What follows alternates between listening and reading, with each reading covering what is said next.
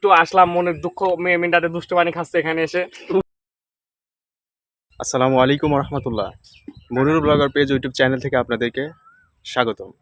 আমরা 3 চাচা ভাইস্তি মিলে টেবুনে বিএডিসি ফার্মে অবস্থান করছি। প্রিয় কাকা, এবারকার ঈদ তোমার কেমন কাটলো? আলহামদুলিল্লাহ খুবই ভালো কাটেছে, কিন্তু দুঃখের বিষয় হচ্ছে ভাইস্তি শ্বশুর বাড়ি যেতে পারলাম না, তাই এখানে একটু আসলাম, মনের দুঃখ মেয়েটাতে দুষ্ট পানি খাচ্ছে এখানে এসে। মানে নাম্বার 1 ভাইস্তির মুখ থেকে আমরা সুন্দর বক্তব্য শুনলাম, এখন নাম্বার 2 ভাইস্তির মুখ থেকে শুনি। তোমার ঈদ কেমন কাটলো? আলহামদুলিল্লাহ অসুস্থতার মধ্যে দিয়েও আলহামদুলিল্লাহ অনেক ভালো গেছে দিন। এর মধ্যেই আমাদের দৌড়াদৌড়ি, চলাচল সবকিছুই স্বাভাবিক ছিল, যদিও স্বল্প সময়ের মধ্যে খুব ভালো আনন্দ করছি আলহামদুলিল্লাহ। আরো কিছু আবদার বা আরো কিছু স্বপ্ন ছিল বা আয়োজন করার প্ল্যানও ছিল, কিন্তু সেগুলো কোনোটাই হয় নাই।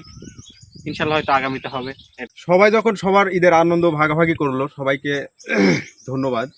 আমারও ঠিক একই রকমভাবে ঈদ গেছে। বিশেষ করে আমিও অসুস্থ ছিলাম। আমার ঈদের আগের দিন থেকে আমার জ্বর, তবুও এদেরকে আমি সময় দিছি এর মধ্যেই।